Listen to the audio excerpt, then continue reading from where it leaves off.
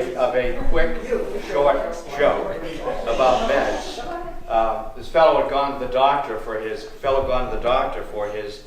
physical. He'd seen this guy for 30 years and trusted him implicitly. And this is one-stop shopping. Did the EKG, drew the blood, the urine, and so forth, and all the results came right in. One-stop shopping, and sitting down with the doctor, and the doctor saying, "Bob, your test results are good. They're not as good as they should be. And what I'm going to do now is I'm going to prescribe another medication. And this one you're going to have to take for the rest of your life." And Bob said, "That's fine, Doc. We've been together 30 years. I trust you, whatever you say." So he leaves, goes home, gets a prescription filled, walks in the kitchen, opens it up, looks at the label, wow, and he jumps on the phone, and he calls up the doctor's office. And he said, "This is Bob Murphy. I was just there to see Dr. Levine. Can I speak to the doctor?" And the nurse says, "Absolutely, sure." So Levine comes on, and Bob says, "Dr. Levine, I was just there, and you just gave me a prescription, and you did say I have to take this for the rest of my life, didn't you?" And the doctor says, "Well, yeah. Why? What's the problem?" He said, "Well, I'm looking at the label, and it reads no refills." It's cute, and it's cute, and it's harmless. So what I'd like to talk about this afternoon for a bit is I'd like to bring in one of the Warrant Court, and which was so controversial. The Warrant Court from 1953-54 till Earl Warren's resignation in 1967. He retired and died shortly after that. And of course, looking at the Warrant Court, we need to categorize it. What I'd like to do is I'd like to talk about the Warrant Court in terms of expanding or protecting defendants' rights, privacy rights, defendants' rights, privacy rights, and also expanding democracy. So what I'd like to do is I'd like to be able to sample a number of cases, expanding democracy, defendants' rights, and privacy rights. Now, obviously, when you talk about the Warrant Court, there are any number of ways one can take it because of its longevity, and the same thing with the Marshall Court, the first court about which we spoke. So for me, this is the best way to organize the Warrant Court. And to begin at the beginning, what a surprise. And the beginning is the appointment of Earl Warren as Chief Justice. And this came about, this was a political decision, or a political exchange, a political promise. That when Dwight Eisenhower was nominated in 1952, and Earl Warren as governor of California was also interested in the Republican nomination of 1952. And Warren obviously had a bushel basket of delegates, representing the state of California. And at the convention, there was a bit of a standoff. Eisenhower had finally been smoked out by one of the political parties. Both the Democrat Party and the Republican Party had offered Eisenhower the nomination. There was no way Eisenhower was going to run on the Democratic ticket. Simply was not going to happen. So Earl Warren was a candidate for the nomination, and the Eisenhower people went to the Warren people and said, "If you will support me, or us, the Eisenhower candidacy, that you will get the first opening on the Supreme Court." And Earl Warren had been Attorney General, and obviously he was qualified, as best as anyone can be qualified to serve on the court. And the deal was, you will get the first appointment. Now, Earl Warren was a moderate Republican Attorney General and governor. And it just so happened, and things happened by happenstance, that Fred Vinson, who was Chief Justice, died in office. And the first opening was the Chief Justice. And Eisenhower balked at that. He really said, "I really didn't promise you the Chief Justice's position. I really promised you an Associate Justice when that opened." Well, Warren stuck to his guns. He held his ground. A promise is a promise, and Eisenhower delivered. And boy, did he ever regret that decision. And he says, the worst damn decision I ever made in my life when he agreed that Earl Warren will have the slot as Chief Justice.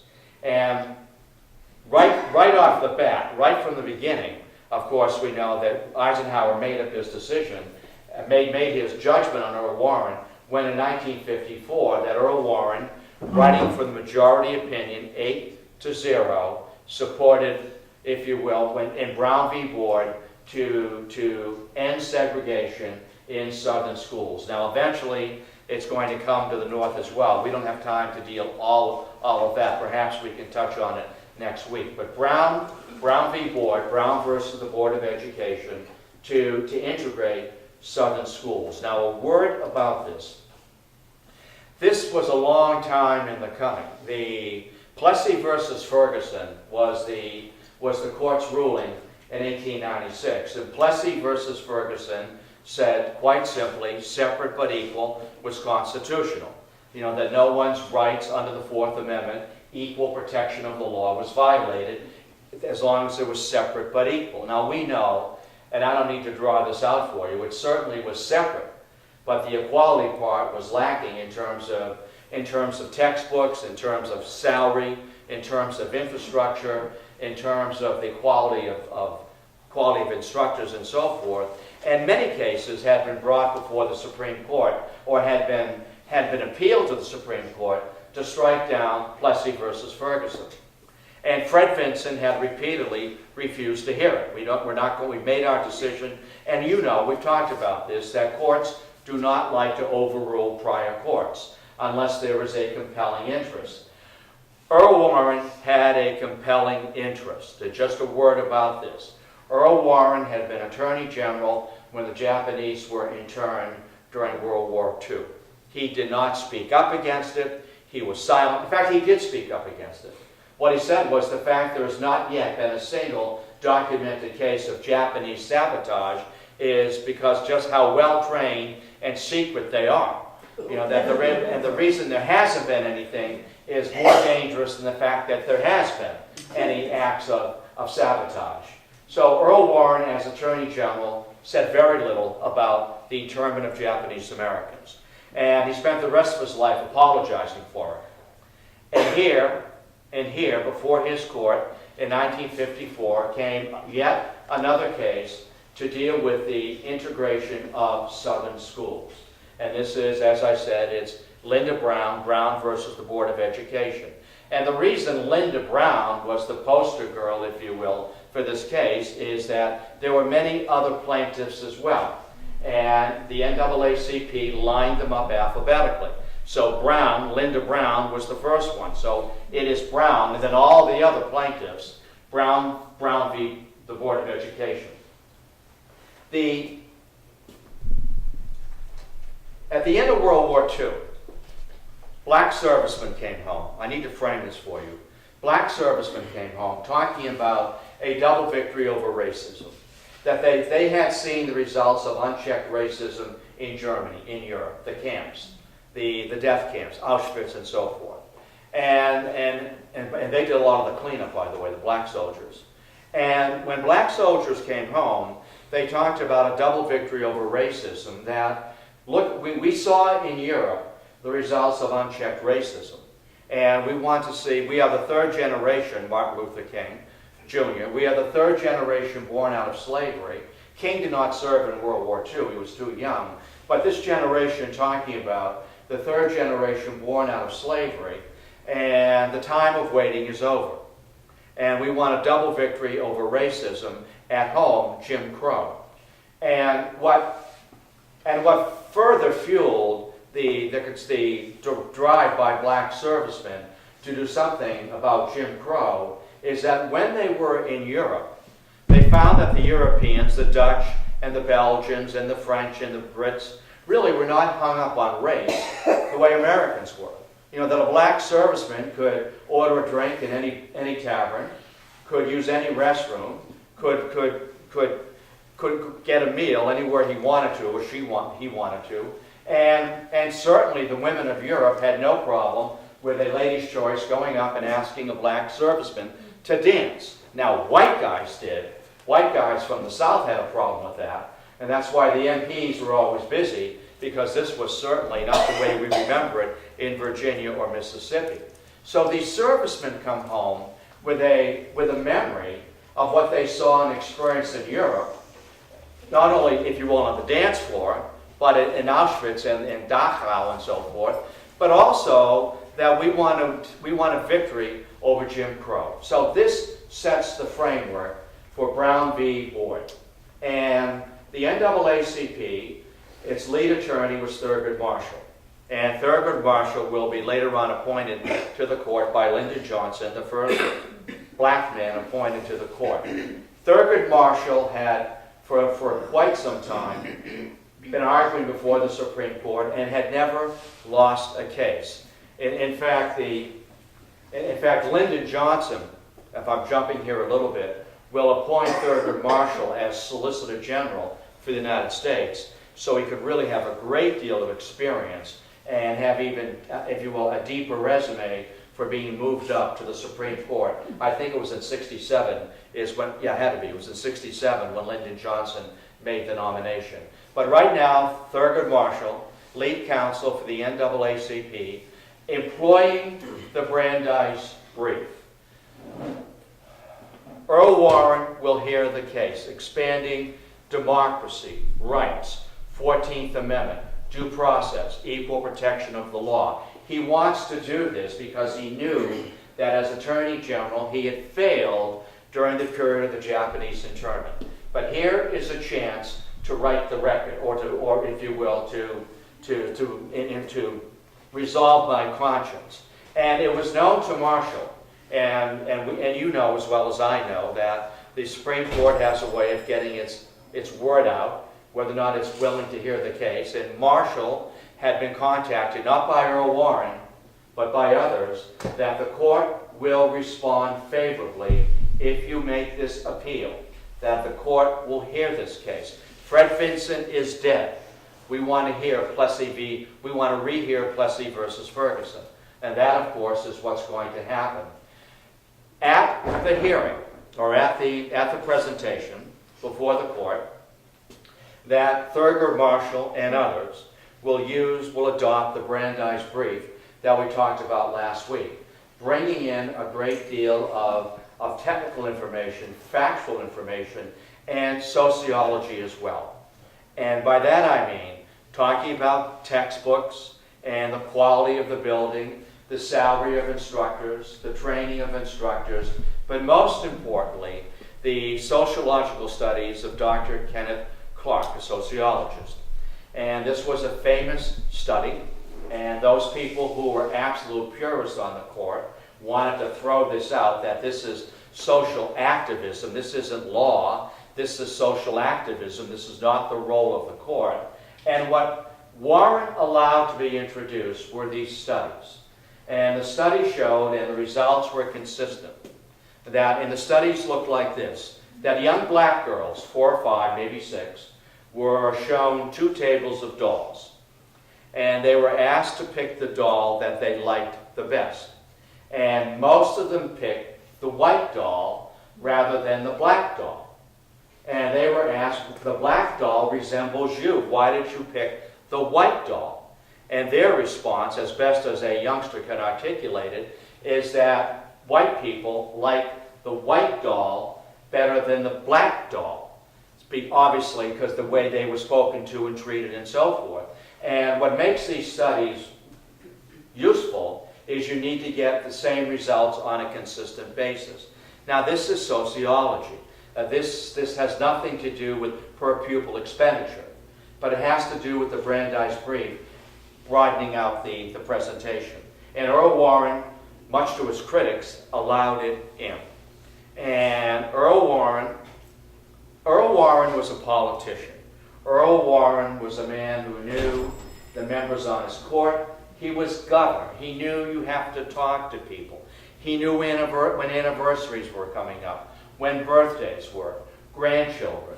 And he was every bit the politician. And what Earl Warren did is he lobbied the court. And it was all men. And he said, and he made it clear that when we rule on this, I want it unanimous. This is so important. This is a social revolution. And again, he's thinking about the Japanese internment when he did not speak out. The court needs to speak with one voice. I will write the opinion. And you know that the chief can always take the opinion and write it. I will write it. And I want to write it in ways that all of you can accept it and sign off on it. So it went through many drafts. And he got his 8-0 vote. Now, why wasn't it 9-0? Robert Jackson was in the hospital. He was at Walter Reed. Robert Jackson was on the court, but he'd had a heart attack. He wasn't doing well. In fact, he was failing. And Robert Jackson had not been present when Brown v. Board had been argued. So he did not feel as if he was qualified to be able to sign off on it. But, and this is such a warm story, Jackson was the lead counsel for the United States at the Nuremberg trials, crimes against humanity. He knew. He heard the testimony. He read the testimony. He saw the photos. He saw the video. And I want to be there, but I'm in the hospital. And I'm in the ICU, or it might have been the CCU. Earl Warren went to see him the day before. It was a Monday. Typically decisions are issued on Monday. Today it can be any day of the week. But he went to Jackson and he told him what the court's going to decide, and I want to inform you. I want to apprise you of this. And Jackson thanked him. And then on Monday morning, when the justices were being robed, which has got to be great, you know, when you're being robed and you step in from behind the curtain.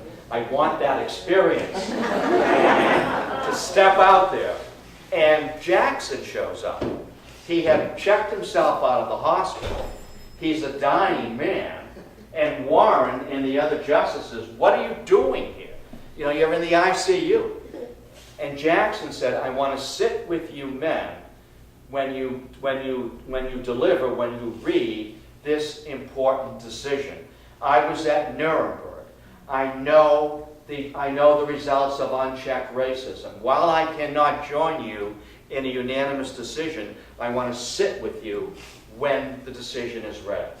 And I think that's great stuff when that happens. And those sorts of things never get in the history books. And you know, and we don't need to get into the politics of this or the pushback, but there was an enormous pushback, you know, in the South after Brown v. Board, and it went on for years and years and years, didn't it? But it's on the books. And Plessy versus Ferguson was overturned in 1954 by the Warrant Court. Much to the consternation of Eisenhower. This is not what the courts do. Eisenhower. One cannot legislate social equality. It has to affirm itself over time, gradually. As that third generation born out of slavery made the point, and Martin Luther King's book made the point, the title of which is Why We Can't Wait.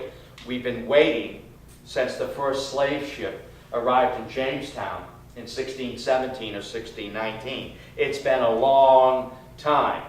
And Why We Can't Wait. And Earl Warren joined in that, if you will, in that sentiment. The time of waiting is over. So that's an excellent example of the expansion of democracy. Let's take a look at another one. And this is in Virginia. I'm sorry, this is in Tennessee. This is Baker versus Carr. And Baker versus Carr was redrafting, reapportioning legislative districts after the 10-year census. And what had happened historically, certainly in the South, Tennessee was an excellent example, that over time, so many people had moved from rural areas to urban areas. But the districts had not been redrawn to represent a shift in population. And what had happened is that rural Tennessee had an extraordinary influence on the Tennessee legislature. A third of the citizens of Tennessee elected most of the Tennessee legislature because the legislative districts had not been redrawn for 60 years.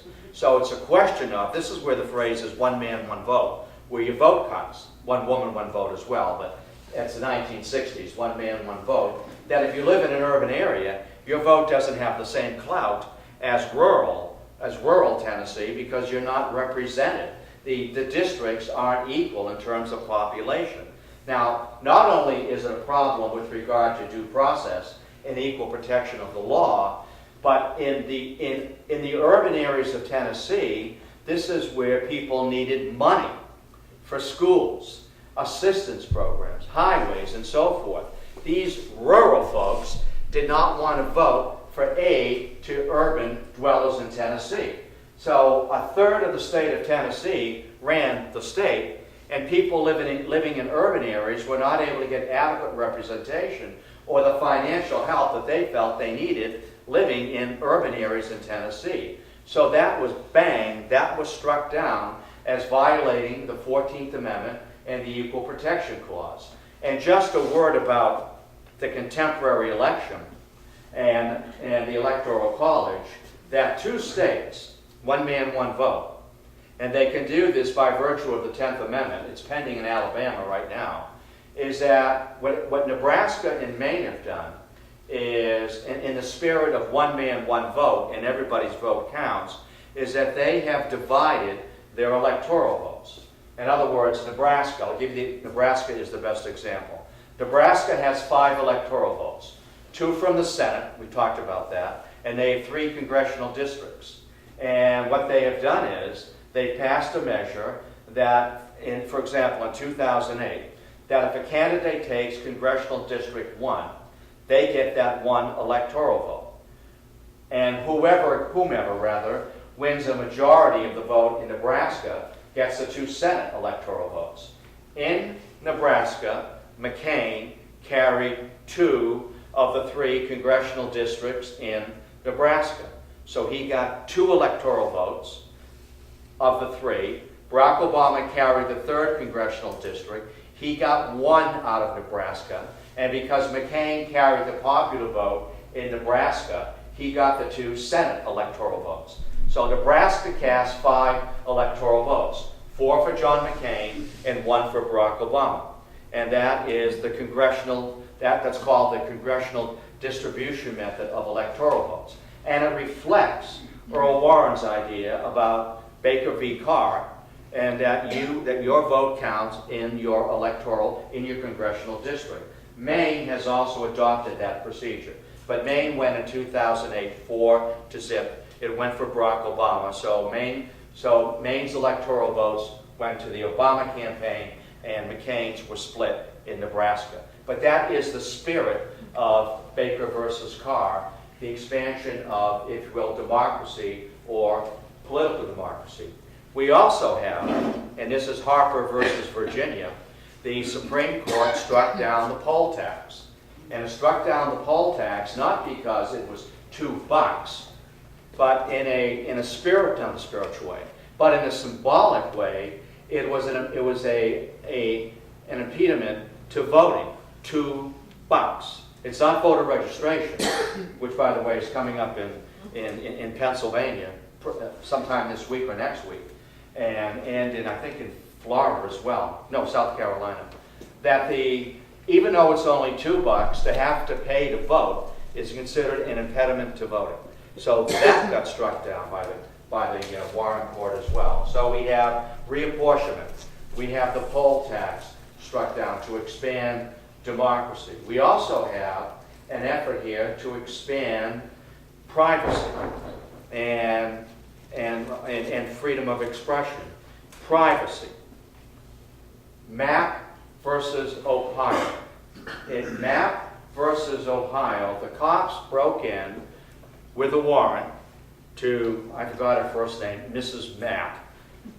What should we give her for her first name? How about Rand? All right, first name is Rand. All right, or McNally Mapp or something like that. We'll give her an odd first name. The cops had a search warrant. The cops broke into her home, went into her home, and they were looking for, they were looking for gambling. They were looking for gambling equipment, that she was a bookie, or whatever. What are the cards? The football cards? What are they called? I guess I don't remember now. The gambling. And they didn't find that. What they found was pornography. Oh, yeah, of course. That's quite a switch, huh? You know, I've got Notre Dame by 3 points. I'm looking for that card, and I find pornography. So they prosecuted her for the Ohio laws against pornography. And the Supreme Court threw this out because it violated the Fourth Amendment and her Fourth Amendment rights on unreasonable search and seizure. The warrant read gambling material. There also was something about explosives in there, which was completely ridiculous. And the court threw that out. You cannot be on a search mission and look for one thing, find another, and bring charges. So these search warrants need to be carefully drafted to protect your Fourth Amendment rights against unreasonable search and seizure. So we have that one, defending privacy. And we also have defending, if you will, your privacy. And this is Griswold versus Connecticut. And this dealt with contraceptives.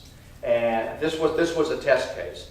The state of Connecticut had a law prohibiting the sale of contraceptives. The Griswolds were married. They wanted to test the case. And it wound up before the Supreme Court as a privacy issue that the state of Connecticut cannot come into your bedroom or come into your social life, your family life, and say that, well, you have to have as many children as the Lord provides, that the sale of contraceptives is illegal even to a married couple. So that got tossed. And another case in 1967, which was, and the reason, well, let me talk about this case in a moment. This is Love versus Virginia. And I find this interesting. The Loves were an interracial couple. And Virginia forbade interracial marriage. And on the heels of Brown versus the Board of Education and integration of the schools, that this law did not flow naturally, but it showed a shifting in the ideas of the court about race. And in Love versus Virginia, what did I miss here? And Bash.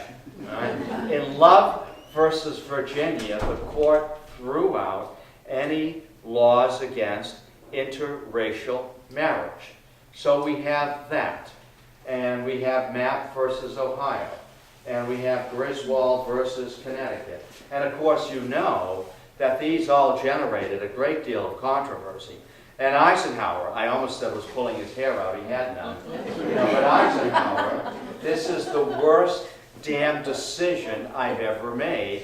This court is implementing and making social policy, family policy. They're not interpreting the law, they're making law based on, fundamentally, it's the 14th Amendment or privacy rights being found in the 9th Amendment as well. So Eisenhower is quite unhappy with this, and so is a large part of the country. You might remember, once you cross the Mason-Dixon line, there were always billboards, signs, impeach Earl Warren. Earl Warren was a likable guy. He got along with his colleagues, and they were able to craft decisions. They all weren't unanimous by any means, but Earl Warren was able to redirect the court socially and politically. Freedom of speech. And remember we said last week, Justice Brandeis, who's long dead, but that the court should only move to restrict privacy and freedom of speech under just special considerations. In 1969, the Vietnam War is at high tide. Tinker versus Des Moines. And I forgot, Linda. No, it wasn't Linda. I've forgotten, Deborah or something like that. Tinker, she was a high school student, 9th grader, I believe. Might have been 8th grade, middle school. And she and some of her friends wore black armband to protest the Vietnam War. And they wound up being suspended. Now, this is where the ACLU got involved as well. And I mean, whatever your feelings are about the ACLU, boy, they take the hot button topics, don't they? They take the hot button cases.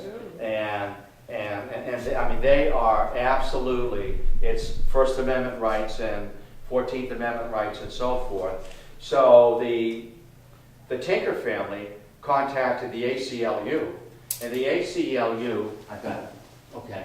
Boy, you're pretty limber there. You got quicker reach than I do. The ACLU will take the case, and they will lose at the state level. The girls are suspended, and it goes to the Supreme Court, and it is 6-3 that the principal cannot prevent these youngsters from expressing symbolic speech. That symbolic speech is has the same right of protection as does verbal speech. So the problem here, obviously, and where do you draw the line as opposed to, and the courts have had to deal with this later in later times. What about what's on your T-shirt in the class, or what about what's on your T-shirt when you appear in court? Or the back of your jacket? And that's where the courts have adopted the, if you will, Brandeis and Holmes, that there are some restrictions. You're not going to sit in the court. This is in the 70s. This is Warren Berger. I'll see if I can get this case. That one cannot sit in the court with your leather jacket on and the back that reads "F-U." All right? It is not proper in a federal court of law. So there's a restriction. Take the jacket off. Turn the T-shirt inside out. I had a little bit of a dust-up one time, and I don't like to lose, and I didn't lose. And this kid didn't even know it. I had a senior in class, and how the kids use the laptops. And there was and so the laptop, the top of the laptop is facing me, and there's a fist with the middle finger up. And I'm looking at that. Now, that is not going to stand. And I went, it's just not going to happen. Not on my watch. It's just not going to happen. So I went down to the kid. I asked him to put it down. And he said, "Why?" And I said, "That's why." And he said, this was a senior. He said, "You're the only instructor who's ever asked me to put that screen down." I said, "Is that right?" "Well, I'm not asking. I'm telling you to put it down. And it better not be here next week." And it wasn't. There was something else over it. And there wasn't, he didn't object. He just said, "Wow, you're the only guy that's ever objected to it." And I'm looking at it, day one, what? So, no, not on my watch. Not in this class. Go sell that somewhere else. So that's me in the First Amendment. Now, I'm a First Amendment guy, but not when I'm looking at that for 45 and 55 minutes. But the black armband, symbolic speech versus verbal speech, and we know, don't we, that burning of the flag, however repugnant you may find it, has been protected by the courts as symbolic speech. Wearing the flag on the butt of your pants, on the seat of your pants, is symbolic speech if one chooses to do so. So there's a fine line, and Brandeis and Holmes would understand. I think it depends on the circumstances and the level of offense intended or maybe unintended. So that's always a hot button issue, isn't it? And I'm a First Amendment guy, but there is a limit.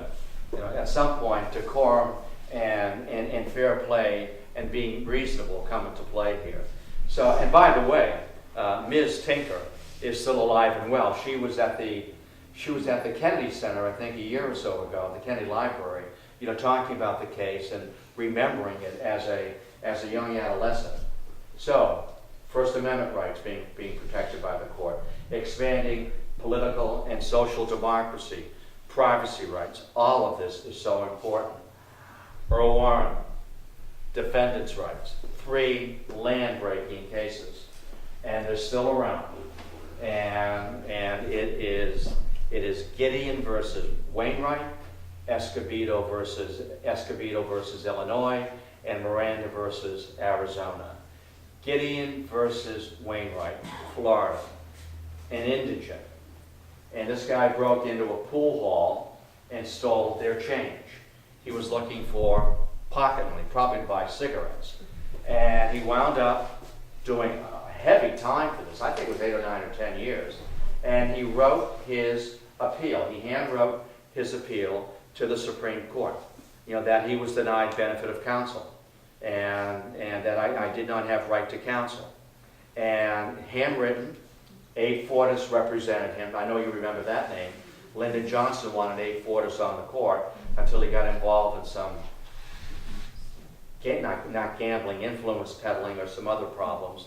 And out of this, out of Gideon versus Wainwright, came the right to a court-appointed attorney, even if it's a non-capital case. The state of Florida would appoint an attorney if it involved a murder, a capital case. But they were not required in a misdemeanor or a misdemeanor felony that did not involve a death. And the court said, if you are indigent and one cannot afford an attorney, that it is up to the state to provide them. And that has remained a popular decision. The Supreme Court, in many ways, is always taking into account popular opinion. And that remains a popular judgment, that people have the right to counsel. It's protected in the Constitution. So Gideon versus Wainwright, and nothing untoward happened to Gideon. He got out of prison. And that was expanded a few years later. And this is Escovedo versus Illinois. Escovedo was a bad guy. Escovedo was involved in rape. In fact, his wife will turn him in. And Escovedo versus Illinois dealt with having an attorney present when you're questioned by the cops. And this was protecting the Fifth Amendment right of self-incrimination. And Escovedo, when he was arrested, and he was arrested because his wife turned him in. In fact, he murdered the woman as well. And the cops had him. The cops had him. And he asked for an attorney to be present. And he was denied that. And he asked again, and he asked a third time. And it wound up before the court.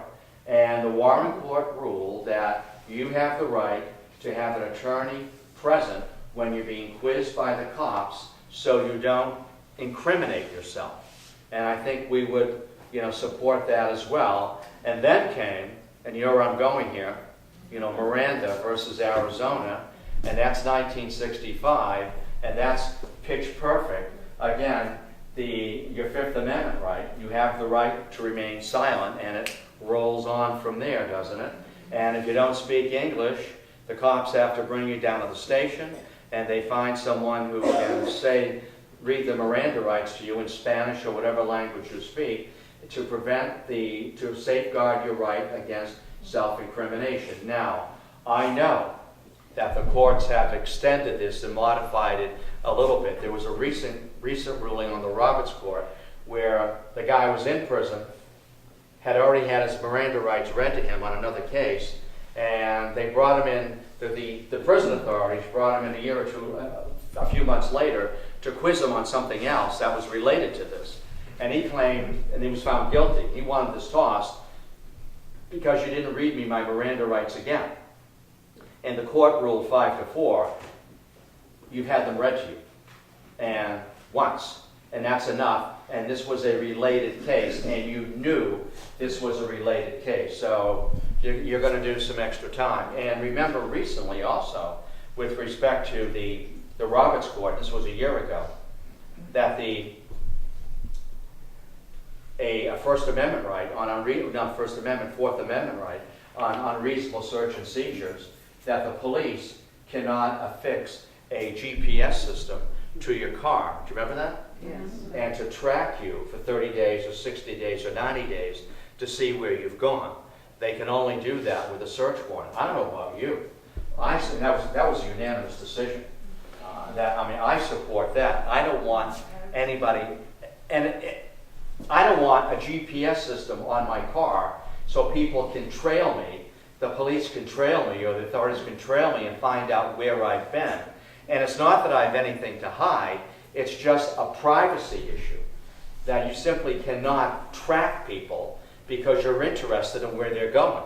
This isn't surveillance, where you hire a private investigator because I think you're seeing somebody on the side. I'm going to file on you, and I want to get the papers. I want to get the evidence. So this is this was a First Amendment case par excellence, as far as I'm concerned. You need a search warrant. And also recently, I'm thinking of the Eighth Amendment, cruel and unusual punishment. And this was Graham. I think that the defendant's name was Graham versus Florida. That this kid was given, as a juvenile, was given life for breaking and entering. I mean, there was no fatality, there was no murder involved. Given life in Florida for breaking and entering. That wound up before the Roberts Court, and that was tossed. And again, reaffirmed this past term, that to give a juvenile life for a low-level crime, by definition, suggests that there's no rehabilitation at all possible. And a youngster making an intemperate decision or an adolescent decision at the age of 14 and 15 is in prison for the rest of her life or his life for breaking and entering or unarmed robbery. That there has to be some sense people can improve their life, that people can rehabilitate themselves. And that's the sort of thing that Holmes and Brandeis and Warren would share, that we need to be sensible when we apply the law in terms of privacy, in terms of expanding political rights, and in terms of expanding and protecting the rights of defendants. In 1968, Earl Warren was smack dab in the middle of the 1968 election. There were three issues in 1968. Earl Warren and his court, and Earl Warren and his court for Richard Nixon, that this is a court that has given a green light to criminals, that the rights of defendants are more important than the rights of your average citizen, that the fundamental civil right of every American is to be safe on the streets when they're walking. So this court has given a green light to criminals. The second item was, of course, the Vietnam War, and the third one was Black Power, burn, baby, burn, and law and order. And Nixon and Spiro Agnew and courts, it's political. The Rehnquist decision on the 2000 election, we'll talk about that later on. Do we meet next week or the week after? I mean, that Rehnquist decision was political, wasn't it? 5-4. Rehnquist elected George Bush by one vote, 5-4. I was appalled by that. I wanted the Congress to work it out. And we'll talk about that later on. But the Nixon, a green light to criminals, and that I will appoint conservative justices. And he's speaking, of course, about Miranda, Escovedo, and Gideon, these three cases. Whoops, I'm sorry. These three cases. And what Earl Warren, when Nixon is elected president in November of 1968, Earl Warren wants to retire right then. He wanted to retire anyway. And he was hoping that if Hubert Humphrey were elected, I'd hang on a few more years and then retire. But Warren, being political, the whole thing getting politicized, I do not want to retire and have Richard Nixon appoint my replacement. I don't like his politics, even though we're both members of the Republican Party. So he tried to retire early so Lyndon Johnson could make the appointment. And that got completely caught up in the stew of post-election politics, that we cannot have a lame duck president appoint the next Chief Justice, whomever that might be, and be sitting on that court for 15, 20, or 25 years, when Richard Nixon has just been elected, and by rights, it's his appointment, and not the lame duck, Lyndon Johnson, who will be leaving in January. So Earl Warren retires, but it will be Richard Nixon who will nominate Warren Burger as the next Supreme Court Chief Justice. It will be Warren Burger in July of 1974 in an 8-0 decision who will inform James St. Clair that Richard Nixon cannot protect felonious behavior behind executive privilege.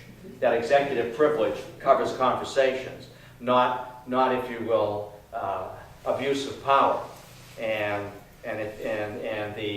destruction of evidence and so forth. He must turn over the tapes. And that was an 8-0 decision as well. And this is a guy that Richard Nixon had nominated. And here's the court saying executive privilege only goes so far, does not protect felonious behavior. It protects conversations. James St. Clair from Boston made the point, and it was Thurgood Marshall who was all over him. My father would say, "I'll be all over you like a rash if you do that again." It's an awful expression. I only use it when things come back to me. I have these flashbacks. Because it was true. You had to be with 8 boys. And James St. Clair made the point that whatever the president says executive privilege covers, it covers. And Thurgood Marshall made the point, but does it cover felonies? How can it cover felonies? How do we know about a felony if the president claims executive privilege protects felonies? So 8-0, we don't agree. Turn the tapes over. And a few weeks later, Richard Nixon was forced to resign, wasn't he? Now, why is it 8-0? It's 8-0 because William Rehnquist had recently been appointed. And Rehnquist recused himself because he had served in the Nixon Justice Department under John Mitchell. So he felt that he might be compromised in ruling on this. So I'm always, just so you know that I know, because you're looking at a 6-3 or a 7-2, and I'm talking 8-0s. There are reasons why people sometimes recuse themselves or are not physically there. So let me stop for a second. What questions can I help you with? And again, the point I want to make, the Supreme Court is as political as any other institution, and that's just the way it is. 1 and 2, please. Oh, you were talking about the GPSs not being able to use Right. for surveillance. Well, what about cell phones? You can also figure out where somebody is. Right, yeah, if you're using a cell phone. And the courts can subpoena your cell phone records. Insurance companies can as well. And I know this to be true to see if you're on the phone when you rear-ended that guy. Right? Yeah. So I'm not quite sure, just again, the extent of that. But good point. And I know that's been used. I want to know if you were on the cell phone. It wasn't on me, it was on somebody I know. When you whacked that guy. Obviously, the implication of that. Yes?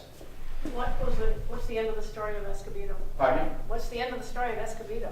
Well, Escovedo Escovedo went to jail, and he let's see, Escovedo went to jail for life. Miranda got out, and he was killed in a knife fight in an Arizona bar, which is appropriate and given circumstances. And Gideon simply lived out his life quietly.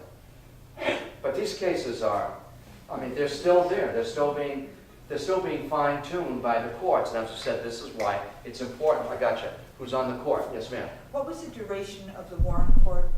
From 1953, 1953/54, 1953 to 1969. And Earl Warren died in 1974. He makes for good reading. That whole court makes for good reading. There was so much necessary work that was done, overdue work that was done. And again, it's impeach Earl Warren on all those billboards once you got below, the Mason-Dixon line. And he didn't get it. He said, I'm just trying to be creative here and protect privacy rights and protect and expand political democracy and to protect the rights of defendants. This is work that has been delayed for years by Fred Vinson, who was a rock-ribbed conservative and did not want to overturn anything or get involved in any kind of social litigation. And we have a different court today, don't we? Who was he appointed by? Pardon me? Who was Vincent appointed by? Harry Truman. Grant? I don't know. Harry Truman. Harry Truman. I'd have to go back and show Harry Truman. We have it here. I like Grant too. Please, I thought you've got your Bolshevik red on, don't you? I know. I think that, And I got the orders too. I got the same memo. That's rude. I think perhaps the protection under the First Amendment is stronger than the school context cases. I'm thinking specifically of the demonstration cases, Mhm. like the Klan marching in, like the Skokie. Nazis marching in Which was Skokie. protected Precisely, by the ACLU. right. And I think that that case is particularly interesting in the context where we find I ourselves know. Sure. in context of the wider world. I know. The Skokie case, where Skokie was home to many Jews who had survived the camps, and the Klan demonstrated, and their First Amendment right to demonstrate was protected. And I thought the best response to that, from Jewish groups in Skokie and elsewhere, show your disdain by simply not showing up. That they march in an empty street. And the First Amendment is protected, and we disdain and despise what that stands for. Just the symbol of the swastika. I mean, just the symbol of the swastika, the symbol of a gesture. It's just fascinating. I think it's just fascinating stuff. And I was looking for you last week as to what the court will be handling this term. And it's not out there yet. Usually the Times will lay out a whole litany of 6 or 7 or big cases that are coming up. I know affirmative action is coming up again, and I know that's coming up. And I think Roe v. Wade is coming up in an indirect way as well. So we want to keep an eye on that. We can't lose ground. Not that I'm a woman, but obviously it's been on. That is a super majority, and that's been on the books since this. It was Warren Burger who wrote that decision, I'm sorry, it was on the Burger court, and the Nixon people were absolutely crazy on that one as well.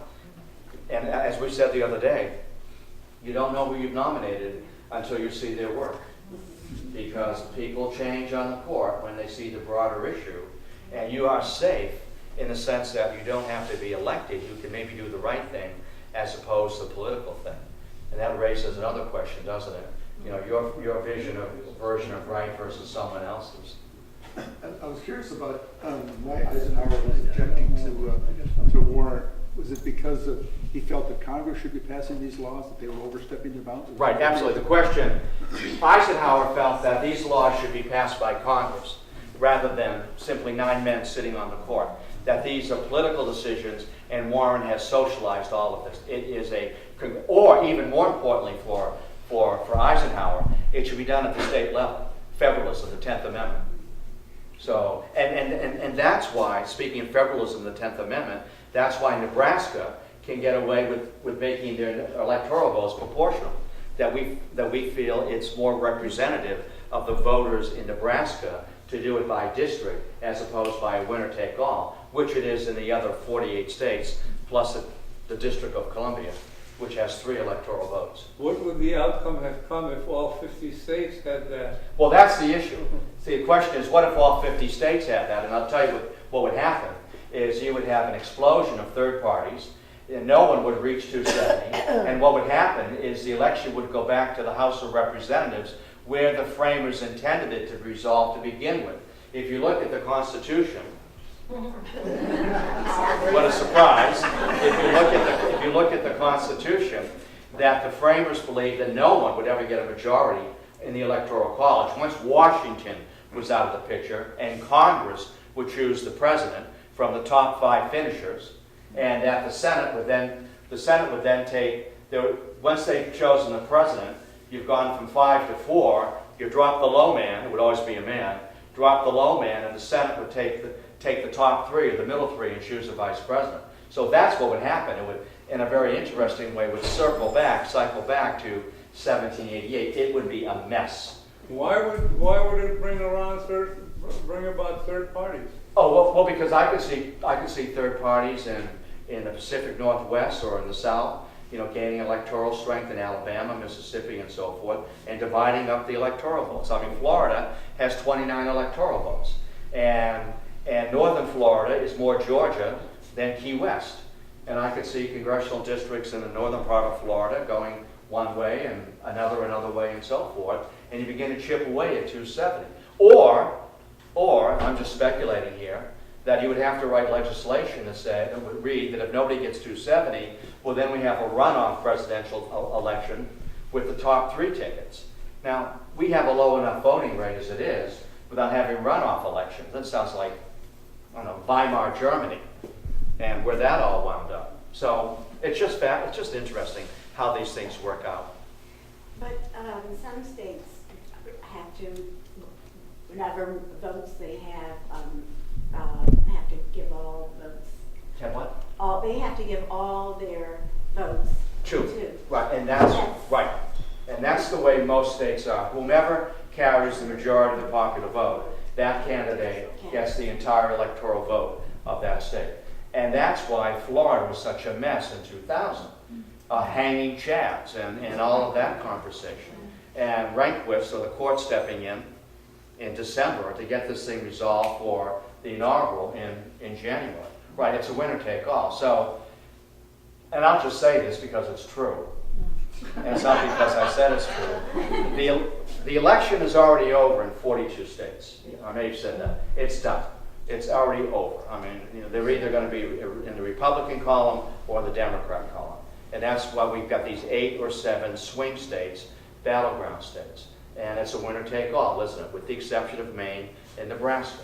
And that's why there's so much attention in Virginia, Florida, and Ohio, and a few other states, Colorado, Wisconsin, New Hampshire, and so forth. So we shall see. It's a winner take all. 51%. Massachusetts has already voted for Barack Obama.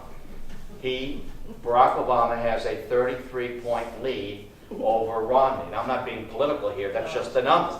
So anybody who's voting for the Romney ticket, stay home. Because it's only going to count. It's only going to count in the national tally. And I'm not trying to be fresh or editorialize here. It's just the way the vote goes. And anybody in Utah who votes for Barack Obama, stay home. Utah's in the Romney column. And 42 states are spoken for. You got 8, maybe 7 that are on the table. They're in play. And New Hampshire is the closest one, isn't it, to us? And that's why we're going to get the media feeds out of Boston, New Hampshire, back in Acton, so you'll know there's a presidential election going on. Yes, please. When you're talking about this rise of third parties and whatever, presumably this would be political reality if the rules changed. But have any political scientists simply run the experiment backwards and looked at the elections in the last 100 years and counted the electoral votes proportionally by congressional district to see if any of the elections would have had different results? Boy, yeah, that's a great project. I'm going to give that to someone. I mean, That's going to be that's your senior thesis. I don't know. I haven't read of it. Somebody must have done that by now. Somebody must have. I'm surprised I don't have a good answer for you, because that's the thing that would interest me if I saw that. I should say to back it, to reverse it, and to see how that would go. It would be interesting, wouldn't it? I do not know of any studies. So, please. What do you think about abolishing the 270? Oh, I like a popular vote. Yeah. I Because do if away you with the have- electoral you can have college. You can have Do away with it. a person get the popular vote, and if they didn't get the electoral college, Right. they're not president. There are problems either way you go. Yeah. But But to me, it's not expanding to me, democracy. it's not democratic. Right, it's not. A one man, one vote. As if you're voting for Romney and who's the other fellow, Ryan, it's not going to count in Massachusetts unless we go congressional districts or it's a popular vote. Yes. This is. You've got your red on too. Yes, I'm very communistic. I have to tell my friends. You sitting next to one? No. All right, because you very quickly joined in the laughter. All right. We have this explosion in the Arab states because of a movie that was made in this country. Now, you keep hearing the man had the freedom of speech.